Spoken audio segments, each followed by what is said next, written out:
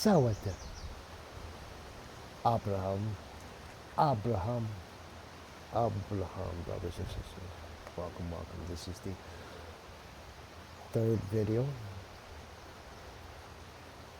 of this very informative chapter, number 13, book of Judges. And we're carrying on with this messenger from Kuyas being sent to Manue, his wife. Manue's wife. Family of Manue to his wife. Manue was probably a little bit envious of this, maybe in slight disbelief, but doubtful that he'd be an angel. Hasn't seen him yet. So he's desperately trying to be involved with this communication. So we last left off with his missus, delivering him another message. And she saw the man, and I explained what this meant, who she saw before. So he rises to follow his wife. And then he finds the man. He's still there. And he says to him, "Art thou he that did speak to the woman?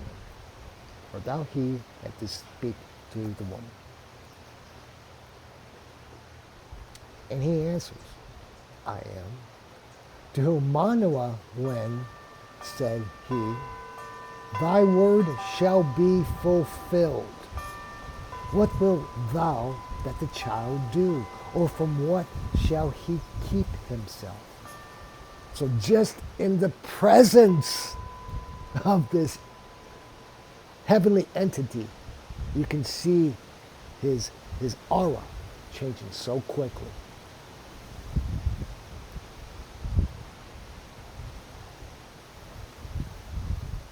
No questions.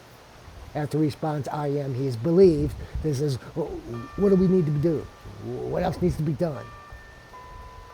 And the angel of our Lord says to Manue, "From all things which I have spoken to thy wife, let him refrain himself.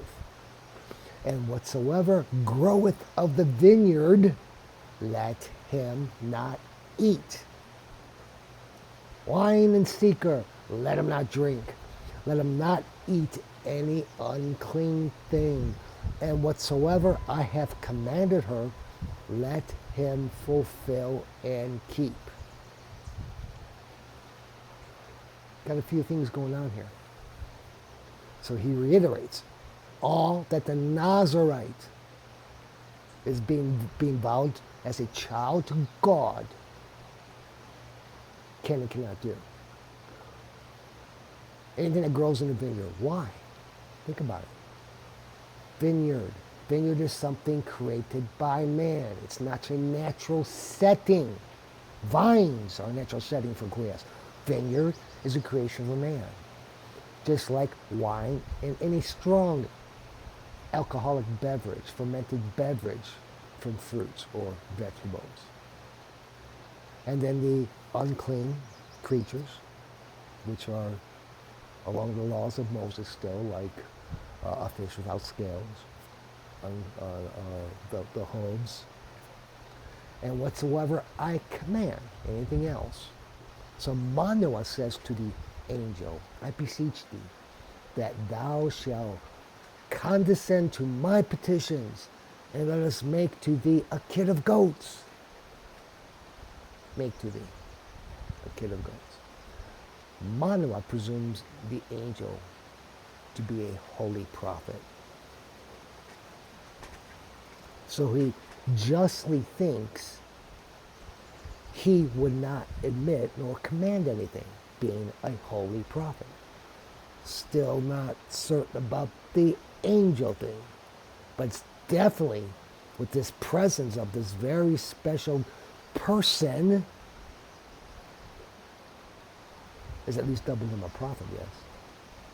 So did as the angel appointed him, though he was no priest, nor the proper place to sacrifice, but this is occurring because of extraordinary dispensation. So he wants to sacrifice a kid of goats. Manue is no priest. He's from the tribe of Dan. Okay? And this isn't the church or one of the holy places bestowed upon Moses or Yeshua. So the angel answers wisely, if thou constrain me, I will not eat your bread. But if thou wilt make holocaust, offer it to our Lord. So the angel, this messenger, is okaying the sacrifice, hence extraordinary dispensation. Remember we went back to Jephthah? Whoever comes out of my estate or out of my house, I will sacrifice. Quias doesn't say this, but he says here, you can offer a holocaust. Hence, special dispensation. This is a difference. Being allowed or not being allowed. And Manue knew not that it was an angel of our Lord, just like I said. And he says to him, what is thy name, that if thy word shall be fulfilled, we may honor you? To whom he answered, why askest thou my name? Which is marvelous, or other texts translate as to being wonderful, which is wonderful. From I am to wonderful. Remember he was first introduced, I am, back in Genesis. Now his name being wonderful, marvelous, extraordinary. The names of Elohim offers of himself to mankind are incomprehensible because Quias is all life. This is the point here. He is all life. He is the maker. He is the creator, not we. This messenger of Elohim is telling Manue that the news he brings is extraordinary, is wonderful, because this forthcoming child is indeed Christ reflected. The mighty strength of Jesus will be his words and his incredible, unmatched miracles. The magnificent strength of Samson, on the other hand, shall be his unmatched brute physical prowess. See the difference here? As if you've heard me say before, you want to learn about Jesus' young life? This is it. All these prophets, judges in the Old Testament, this is Jesus. This is his youth. Can you imagine the brute strength that Christ can actually wield? Can make Samson look like an insignificant. Manue, therefore, he takes a kid from the goats, as well as the libaments, and he places them upon a rock. Deja vu to Yehoshua, remember? So he places them upon a rock, and he offers it to our Lord, just as the angel said, who doth marvelous things.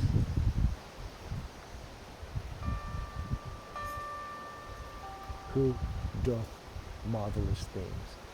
If someone or something is dubbed marvelous, then certainly all things done by this one entity are indeed what?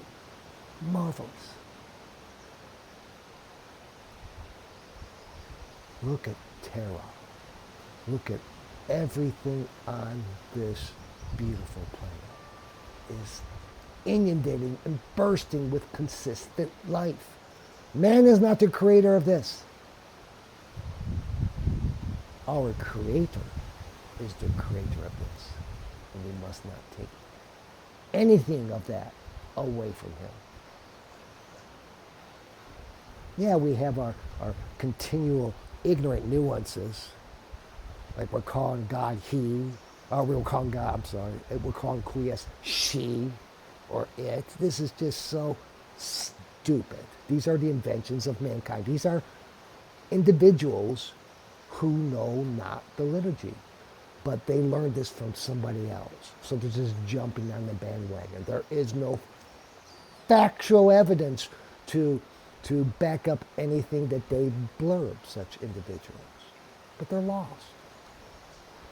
Ill-educated in the form of quiz, thinking they know all but know nothing. Even an eremite such as myself, I am the first to say I do not know all. But what I know, I am sharing as objectively as possible. So with this sacrifice on this rock, Christ, Peter, church, rock, you see the connections here? He and his wife, Manue, and his wife looked on. And when the flame of the altar ascended into heaven, guess what? The angel ascended together in the flame.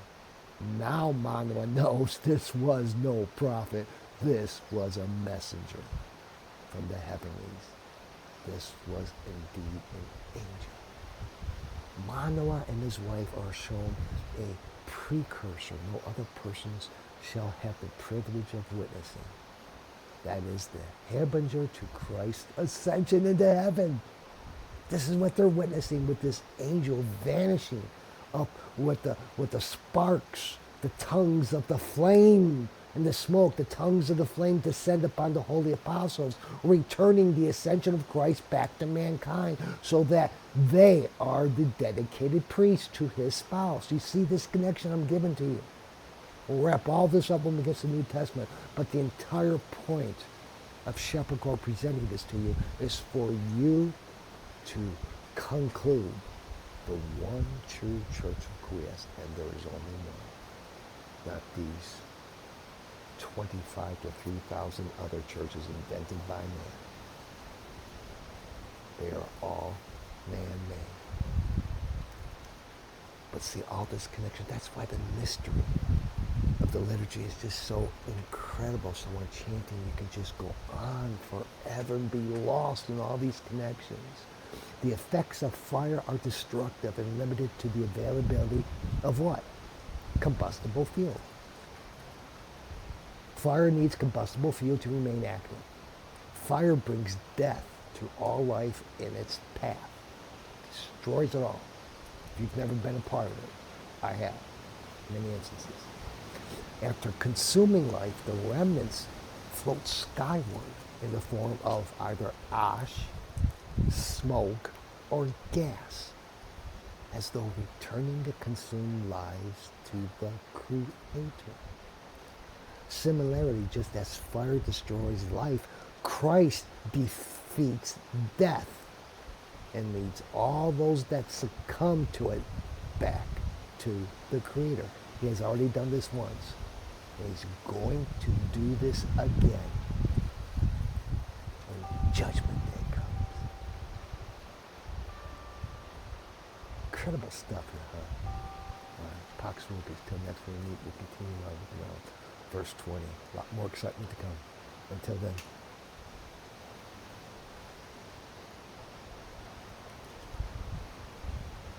Peace be with you.